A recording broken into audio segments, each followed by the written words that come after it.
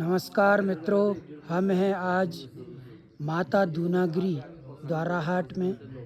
यहाँ पर माँ दूनागिरी का बहुत ही सुंदर और भव्य मंदिर है और यह लगभग समुद्र तल से 2100 मीटर की ऊंचाई पर स्थित है। बहुत ही सुंदर प्रकृति की गोद में यह बसा हुआ हमारा शिव मंदिर। जैसा कि अभी हमारे हिंदू नववर्ष में जो आज पंचमी दिवस है माता रानी का, तो आज जो है 5वीं नवरात्रि है।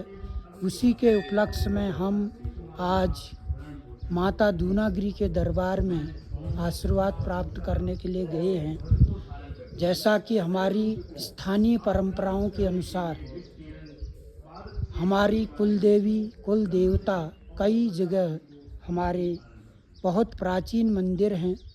उन्हीं में से एक प्राचीन मंदिर है हमारा दूनागिरी, जो द्वाराहाट के टॉप में स्थित है। यह समुद्र तल से 2100 मीटर की ऊंचाई पर स्थित है। यहाँ पर आप ये देख रहे हैं बांज और बुरांस, जो भी हमारे उच्च हिमालयी क्षेत्रों में पेड़ पौधे पाए जाते हैं, उन्हीं के पेड़ पौधे यहाँ दिखाई पड़ रहे हैं। भारत में जो है, भारत को ऋषि मुनियों का तपोभूमि कहा जाता है। उसी में से हमारी जो उत्तराखंड देवभूमि है, वह भी देवों की तपोस्थली है। और यहाँ पर जो है, यह बहुत ही सुंदर भव्य माँ की शक्ति पीठ है, माँ दूनागिरी की। वहीं आज हम माँ के चरणों में आशीर्वाद लेने गए हैं।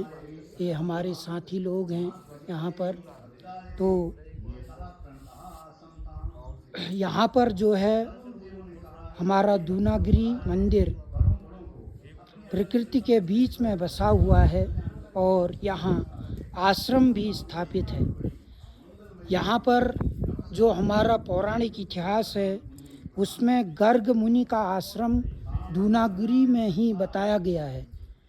गर्ग मुनि थे हमारे एक, उनका जो आश्रम है वह दूनागिरी द्वाराहाट में ही स्थित था।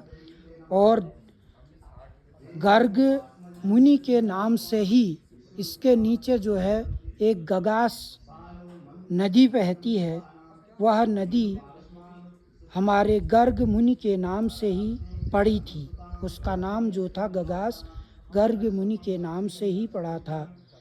सुखदेव मुनि का आश्रम भी जो पौराणिक गाथाएं हैं उसमें यही बताया गया है। और बहुत ही सुंदर यह शक्तिपीठ है माँ का। और इसी से आगे आश्रम है हमारे सुखदेव मुनि का। ये ऋषि वेद व्यास के पुत्र थे। इनका आश्रम भी यही है, जिसे अब सुख देवी के नाम से जाना जाता है। और यह भी एक कथा है कि अज्ञात यात्रा के दौरान महाभारत के समय पांडवों ने जो है दूनागिरी, माँ दूनागिरी की शक्तिपीठ में शरण ली थी।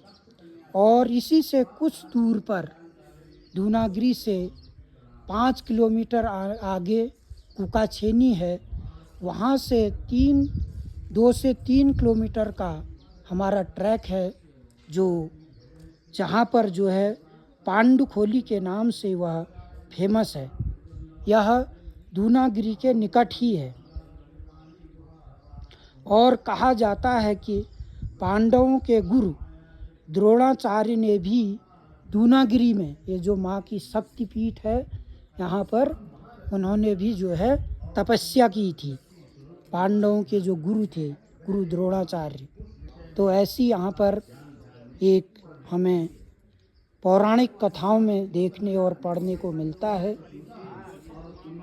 स्कंद पुराण के मानस खंड में दूनागिरी को ब्रह्म पर्वत, जो हमारा पुराण है स्कंद पुराण, उसमें मानस खंड है। मानस खंड में दूनागिरी को ब्रह्म पर्वत दिव्य पर्वत की उपाधि दी गई है।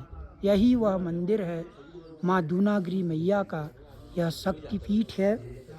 और कुमाऊं में सभी शक्ति मंदिरों में, कई हमारे कुमाऊं और गढ़वाल क्षेत्र में, हमारी देवभूमि उत्तराखंड में काफ़ी जो हैं प्राचीन शक्तिपीठ हैं।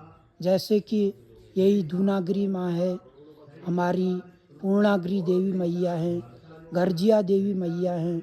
ऐसे ही भारत में भी कई शक्तिपीठ हैं, हमारे गढ़वाल में भी हैं, टिहरी की कुल देवी, इष्ट देवी, सुरकंडा देवी, और ऐसे ही कई शक्तिपीठ हैं। तो उनमें से दूनागिरी भी प्राचीन शक्तिपीठों के रूप में ये देखी जाती है और गिनी जाती है। तो यही मैं आज बताना चाहूँगा कि माँ दूनागिरी का सभी को आशीर्वाद प्राप्त हो। यह द्वाराहाट के टॉप में, लगभग द्वाराहाट के 15 किलोमीटर ऊपर, द्वाराहाट हमारा समुद्र तल से 1500 मीटर की ऊंचाई पर स्थित है। लगभग 1500 से मीटर होगा, से नीचे ही होगा। और ये जो हमारा द्वाराहाट से 15 किलोमीटर की दूरी पर स्थित हमारी माँ दूनागिरी का जो शक्तिपीठ है, यह समुद्र तल से 2100 मीटर की ऊंचाई पर स्थित है। और यहाँ पर जो आपको सारे पेड़ पौधे दिखाई दे रहे हैं, यह सब उच्च हिमालयी क्षेत्रों में पाए जाते हैं। जैसे कि आपको यहाँ पर देवदार देखने को मिल रहा है, इधर बांज, बुरांस, और बुरांस हमारे उत्तराखंड का राजकीय वृक्ष भी है। तो बुरांस अपने आप में एक औषधीय पौधा है।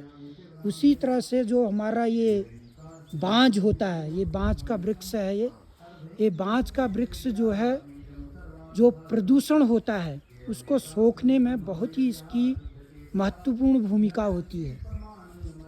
बहुत ही हिमालय नुमा यहाँ का मौसम है, सुंदर शुद्ध यहाँ की हवा है, और यहाँ के हवा से ही आदमी शुद्ध हो जाता है। ऐसी यह माँ दूनागिरी की शक्तिपीठ है। यहाँ पर भक्त आते हैं और माँ से आशीर्वाद लेकर अति प्रसन्न हो जाते हैं। सभी भक्तों के दुख संकट माँ हर लेती है। जय माँ दूनागिरी माता, आपका आशीर्वाद बना रहे, यही विनती है। सभी भक्तों को आप प्रसन्न रखें। जय माता रानी, दुर्गा माँ भवानी।